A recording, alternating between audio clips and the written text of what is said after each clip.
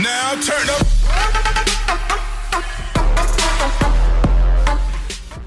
What up is Marcus Dynasty Football Dads? I have Jackson here in the background, right, Jackson? Yeah? Hi! So we, of course, are a fantasy football channel, a dynasty football channel primarily, that we are going to be going through super deep sleepers. We are talking about players that are probably on your waiver wire. At least a couple of these are on your waiver wire. One of them is a rookie to kind of keep your eye out on, and another one is a little bit of a vet that has switched to new teams. Yeah, you're just so excited for super deep sleepers, right? So if you hear the music in the background, that's for Jackson here. We're going to be going through 5 deep sleepers, guys that you can either pick up off your waiver wire or players that just to keep on your radar, or actually just get now. Just potentially trade now. These are not first round picks. These are not second round picks. These are like 4th round picks, maybe even a 3rd round pick in some of these cases. But the first guy is going to be Darius Geis, and he had domestic violence charges, which was the biggest reason why Darius Geis became basically irrelevant in fantasy football and dynasty football. We had I'm trying to think how many rounds. We had a huge in-depth league, and we didn't even draft him last year. A couple of us were like, why didn't we draft Darius Geis just kind of just pick him up like as a deep kind of guy since he was like completely dropped. So Darius Geis, he got his domestic violence charges dropped. So again, what does that mean? Well, Darius Geis is immensely talented.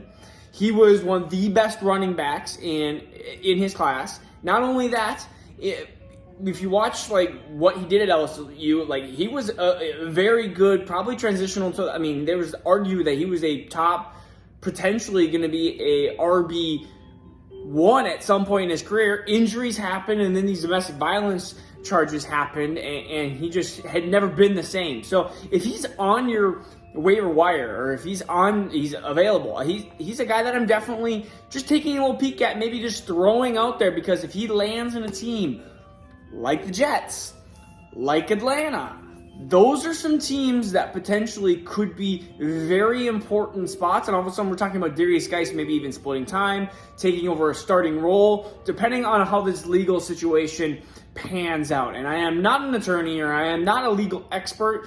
Just know that the charges are dropped, and that could mean good news for his case. And he has all the talent in the world, but is also injury prone. He is, let me look at it, 23 years old. Jeez, just so young. So just something to know. Tyron Johnson is the next guy, and you might be going, who the heck is that? Tyron Johnson is a wide receiver from the Chargers. He is potentially going to fit in the wide receiver 3 role. 25 years old. If you look at his last year's stats, really didn't do anything. I mean, really didn't do anything at all.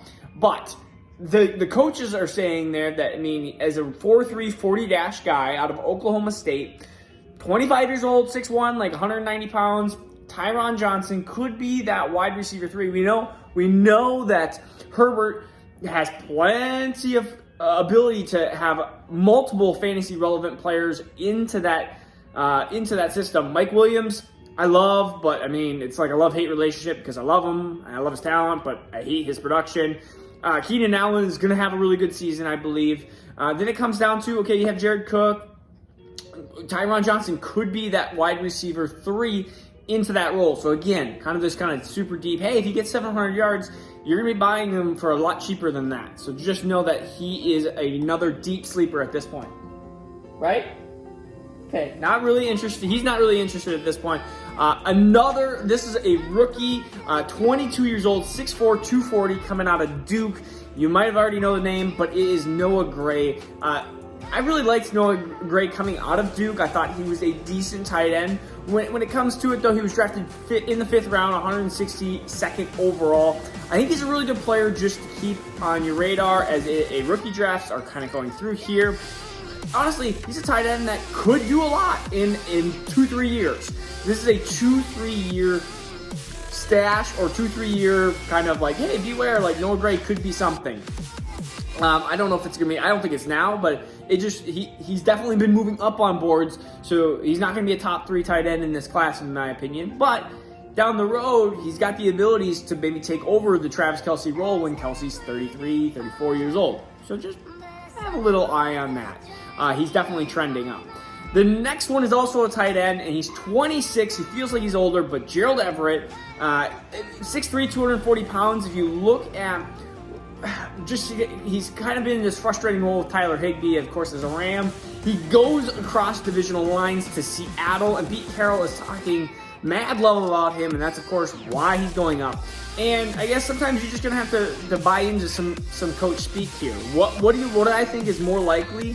A wide receiver like Dwayne Eskridge, or even another random, like anybody else that I think is going to be good as a third weapon in that offense? I think it's going to be Gerald Everett, because they've shown, whether it's Will Disley, whether it's been Jimmy Graham, I believe. I'm trying to think of who else. Whoever it's been, like, they've been trying to target the tight end, and the tight end's been decently relevant. I mean, Gerald Everett has the ability that he could easily be a high-end wide receiver, tight end too.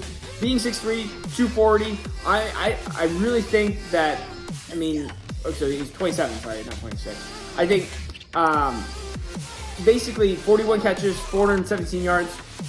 I'm trying to think, like probably 60 catches, 600 yards, maybe like 6-7 touchdowns. Probably your likelihood with Gerald Everett here. I don't know why sometimes Sleeper has some ages that are wrong on here. So I might have some of these ages that are wrong. Like Darius Geis, I don't think he's 23. Maybe he is 23. I feel like he's been so old. I guess 2018 is when he's been drafted. Maybe he's only 23. Maybe he's turning 24 soon. All right, side point. All right, we're going to go through the last guy, and it's because he's showing the pass catching potential.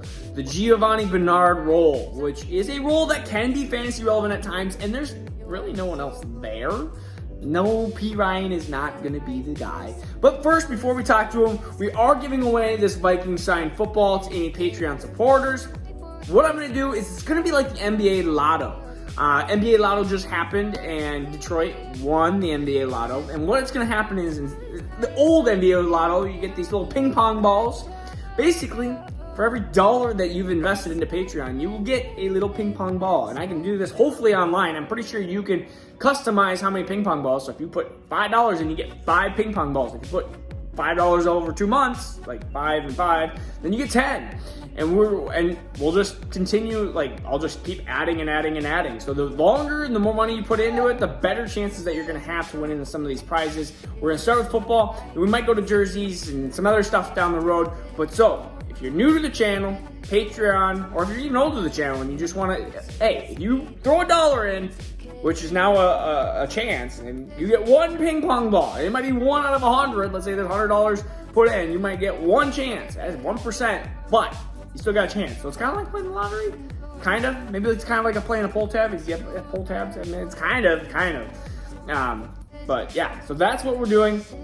The last guy we're talking about is Chris Evans. He's 5'11", 216, and then a lot of people are talking about it, just his pass catching ability.